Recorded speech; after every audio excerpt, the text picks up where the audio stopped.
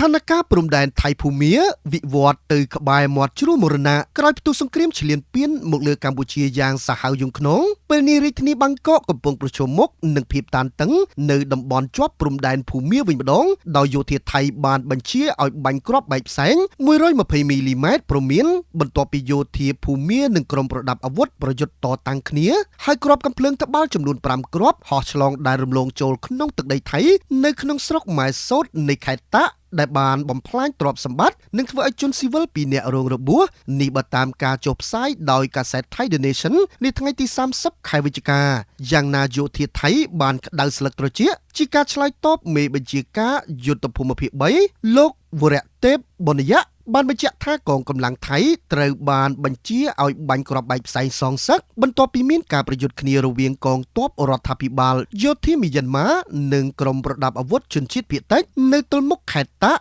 បណ្ដាលឲ្យមានគ្រាប់កាំភ្លើងហោះផ្លោងឆ្លងចូលធ្លាក់លើទឹកដីថៃជាក់ស្ដែងលោកវីរៈទេពបនយៈបានបង្ហើបថាក្រុមយោធាពិសេសរាជមនុបានរកឃើញបំណែកគ្រាប់កាំភ្លើងត្បាល់60មីលីម៉ែត្រចំនួន5គ្រាប់ដែលបានហោះរំលងចូលក្នុងព្រំដែនថៃនៅក្នុងតំបន់ជុំវិញស្រុកម៉ែសោតបន្ទាប់ពីទទួលបានរបាយការណ៍ភ្លាមលោកមេបញ្ជាការយុទ្ធភូមិភាគ3បានទទួលការឯកភាពពីអគ្គមេបញ្ជាការនៃកងទ័ពភូមិន្ទថៃដើម្បីឆ្លើយតបភ្លាមហើយក្រុមពិសេសរាជមនុថៃបានបាញ់គ្រាប់បែកផ្សែង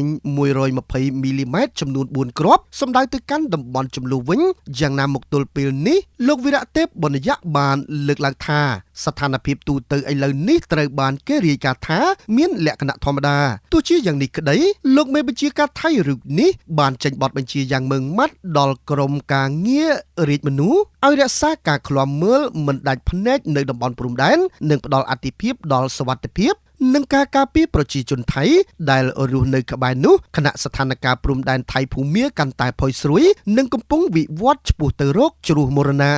ថៃប្រកាសបិទព្រំដែនជាមួយនឹងមីយ៉ាន់ម៉ាបន្ទាប់ពីមានហេតុការណ៍ប៉ះទង្គិចបង្កឲ្យមានការរងរបួសប្រជាពលរដ្ឋ4នាក់កាលពីម្សិលមិញនៅឯព្រំដែនថៃមីយ៉ាន់ម៉ាបងប្អូន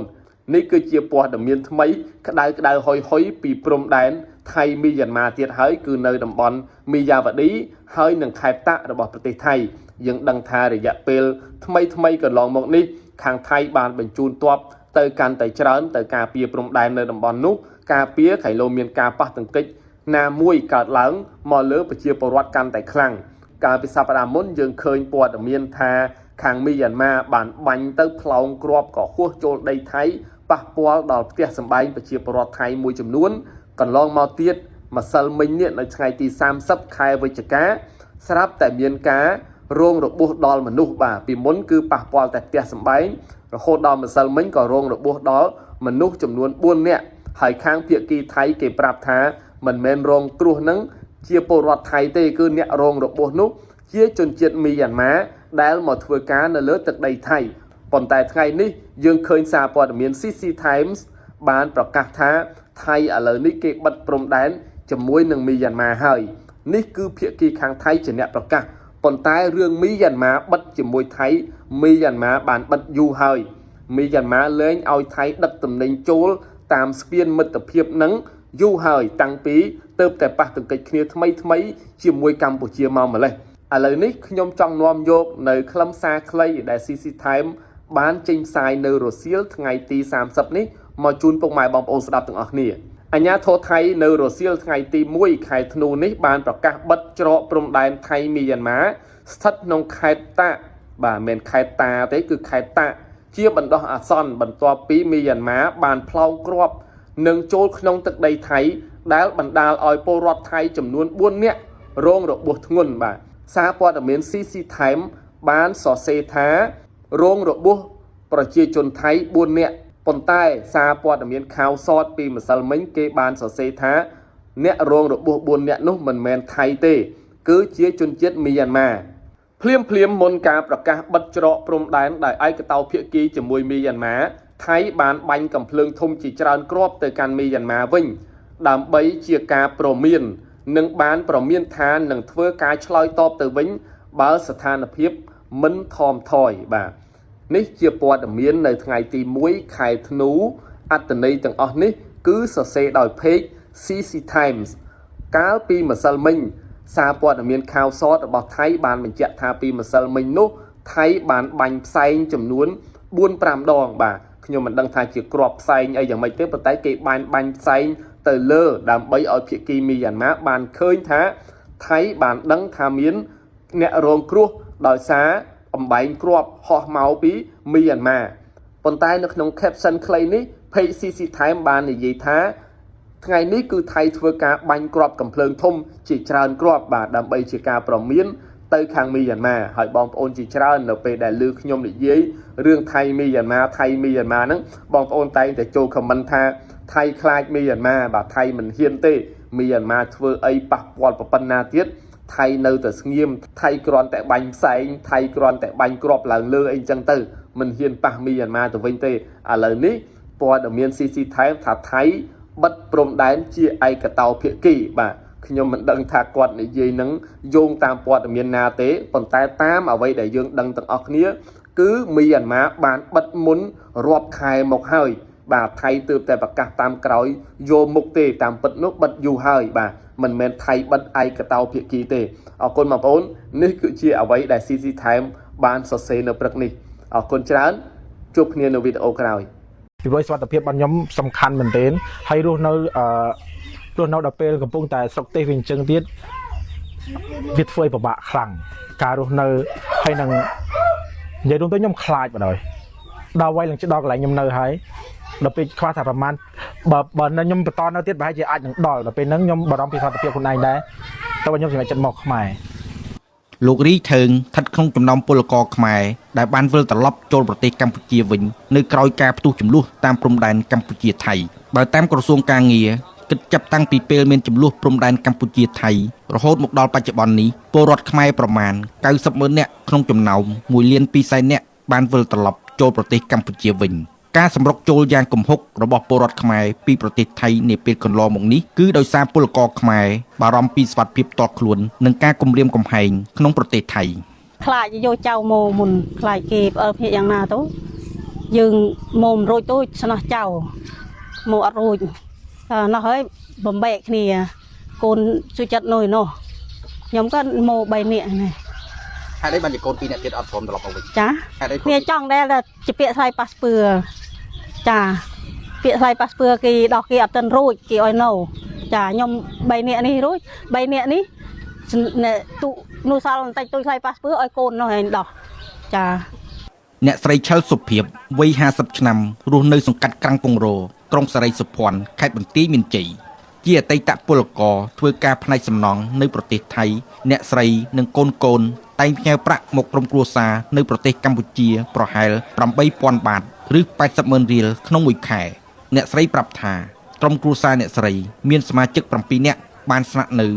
និងធ្វើការក្នុងប្រទេសថៃកាលពីខែកក្កដាអ្នកស្រីសុភាពបានសម្រេចចិត្តវិលត្រឡប់ចូលប្រទេសកម្ពុជាវិញជាមួយកូន 2 នាក់និងចៅតូចៗ 2 នាក់វាថាមិនអីថាតកែគេនេះរ៉ាប់រងទាំងអស់ថាចេះថាបើពេលព្រំដែនមានចលួសនេះអង្គលណាបានគេឲ្យយើងមកមានខ្លាំងមែនទេណាបានគេឲ្យយើងមកដល់ពេលគេថាបើមិនមកគេគ្រាន់តែដោះស្រាយឲ្យយើងតែមកនេះទេថាឲ្យយើងនេះខ្លួនឯងឲ្យយើងផ្លូវរត់ច្រកនេះអុយបើគេទូងកន្លែងគិតរ៉ាត់ដោះស្រាយអើយដល់ពេលក្ដុងក្ដាំងរត់ទាំងអស់គ្នាគិតដោះស្រាយអត់ចាញ់ដែរលោកស៊ុនមេសាអ្នកនាំពាក្យក្រសួងការងារកម្ពុជាបានបញ្ជាក់ថាក្រសួងការងារនៅតែបន្តយកចិត្តទុកដាក់អំពីសុខទុក្ខពលករដែលកំពុងធ្វើការនៅក្នុងប្រទេសថៃដោយមុនពេលមានចំនួនព្រំដែនប្រសិនបើពលករមានបញ្ហារស់នៅក្នុងប្រទេសថៃលោកមេសាសំណូមពរឲ្យពលករតាក់ទងជាបន្ទាន់ទៅអនុព័ន្ធការងារក្នុងទីក្រុងបាងកកដើម្បីជួយអន្តរាគមន៍សម្រាប់បងប្អូនដែលជាពលករនៅក្នុងប្រទេសថៃសូមបញ្ជាក់ថាក្រសួងការងារនៅតែបន្តយកចិត្តទុកដាក់ដូចមុនដដែលបាទមើលការខុសត្រូវទៅលើសុខទុក្ខរបស់បងប្អូនទាំងអស់គ្នាបាទមើលការអនុវត្តលក្ខខណ្ឌការងារសហការជាមួយអាជ្ញាធរប្រទេសថៃហើយក៏មើលផងដែរបើសិនបើបងប្អូនមានបញ្ហានៅក្នុងការរស់នៅក្នុងប្រទេសថៃសូមបងប្អូនកុំភ្លេចតាក់ទងមកអនុព័ន្ធការងាររបស់យើងដែលបងប្អូនស្គាល់ស្រាប់ប្រចាំនៅក្នុងទីក្រុងបាងកកដើម្បីឲ្យពួកគាត់ជួយអន្តរាគមន៍ភ្លាមសូមកុំចាំបើសិនបើមានការរំលោភបំពានបើសិនបើមានការមិនអនុវត្តនៅលក្ខខណ្ឌការងារណាមួយសូមបងប្អូនកុំភ្លេចបងប្អូនតាក់ទងមកកាន់អនុព័ន្ធរបស់យើងមិនដែលបណ្តែតបណ្ដោយឲ្យបងប្អូនរបស់យើងរងការ ធ្វើទុកបុកម្នេញដោយយើងមិនបានអន្តរាគមន៍នឹងធ្វើការងារនោះទេបាទអនុព័ន្ធការងាររបស់យើងបានបន្តយកចិត្តទុកដាក់របស់ពួកគាត់ជារៀងរហូតដូចដែលយើងធ្លាប់ធ្វើការពីមុនសុខទុក្ខរបស់ពួកគាត់គឺជាសុខទុក្ខរបស់មន្ត្រីរបស់យើងក៏ដូចជាសុខទុក្ខរបស់ថ្នាក់ដឹកនាំនៃប្រទេសរាជាណាចក្រកម្ពុជាយ៉ាងដូចនេះដែរ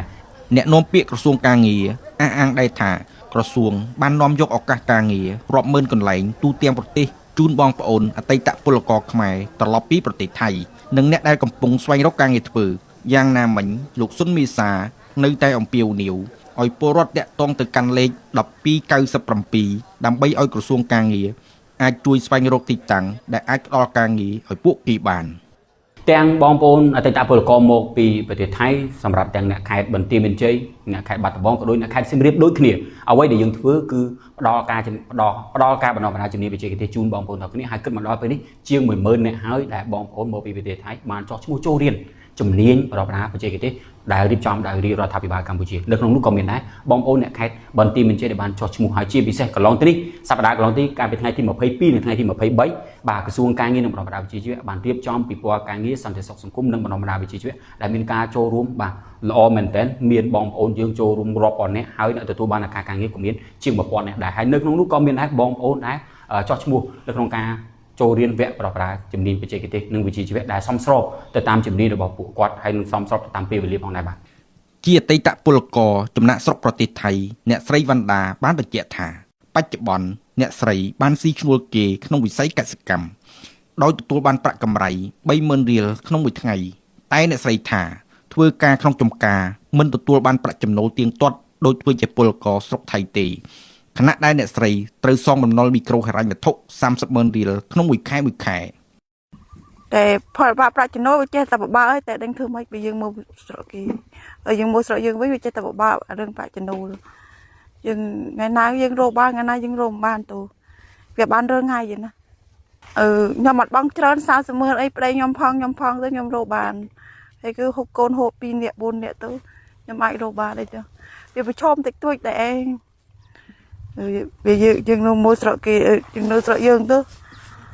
សូមមានការងារគេរកអីទៅណា បំណុលមីក្រូហិរញ្ញវត្ថុជាបញ្ហាចោទធំមួយដែរចំពោះអ្នកស្រីឆិលសុភាពក៏ព្រោះតែចាញ់បោកអូនថ្លៃអស់ប្រាក់ប្រមាណ 60,000 បាតឬប្រហែលជាង 60 លានរៀលអ្នកស្រីសុភាពបានលក់ដីមួយកន្លែងនិងខ្ចីប្រាក់ច្រើនស្ថាប័នដើម្បីសងបំណុលមីក្រូហិរញ្ញវត្ថុសប្តាហ៍ថ្ងៃអ្នកស្រីត្រូវបង់ប្រាក់សងរំលោះ 70,000 រៀលក្នុងមួយខែ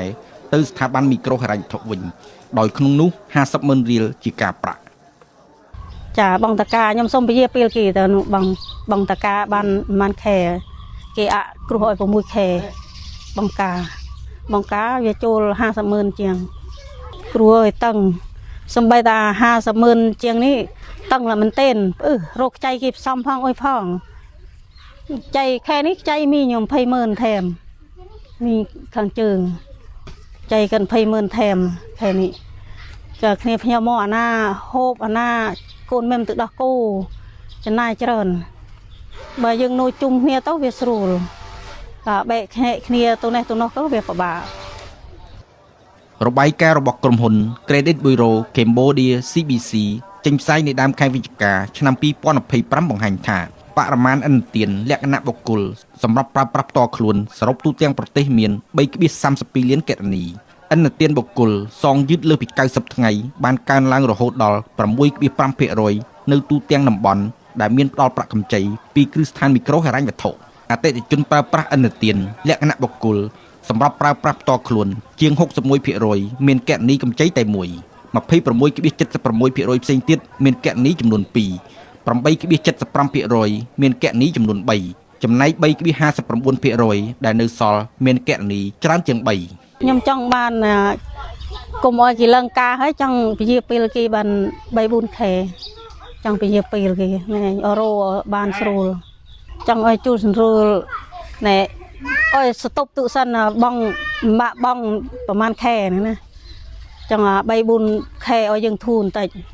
ចាព្រោះរាល់ថ្ងៃនេះវានេះលប្រាស់បដ ប្រាស់ទៅដាប់ទៅដួស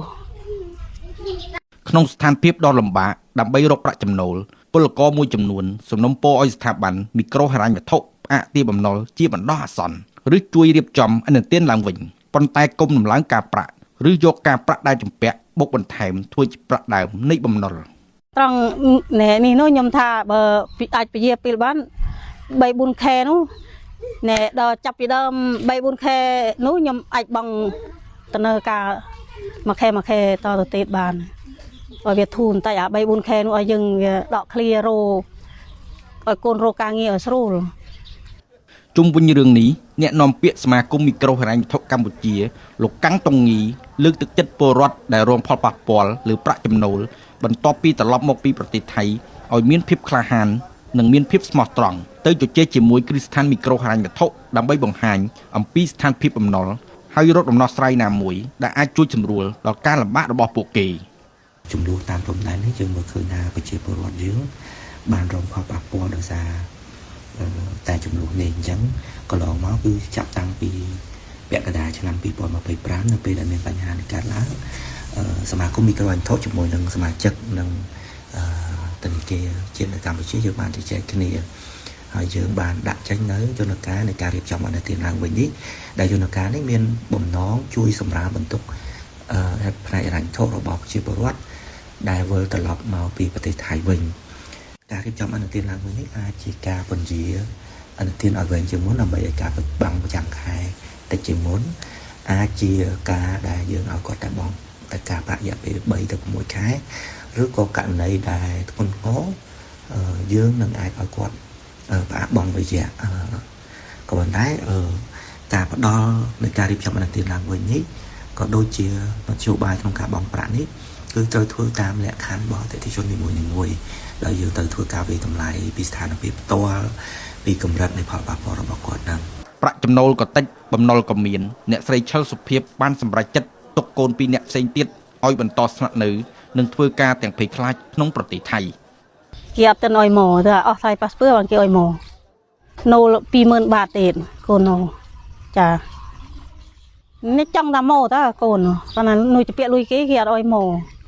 តែមានប្រាក់វាប្រាប់ខ្ញុំទៅមានប្រាក់អូនដូចខ្ញុំទេឲ្យមកនោះកលនេះគេវាយគ្នានេះនោះក៏ដល់ពេលថាម៉ាក់ឯងរោប្រាក់ណែ 20,000 ឲ្យខ្ញុំមកខ្ញុំទៅថាចេះថាម៉ាក់រោឯណាបានមានសមត្ថភាពណារោបានបើកូនប្រព្រឹត្តប្រព្រឹត្តក្នុងផ្ទះនឹងកូនក្មេងប្រព្រឹត្តក្នុងគ្រួសារក៏វានេះដែលអាណាដំណុលគេដំណុលបងចពីឲ្យគេដោះស្រាយ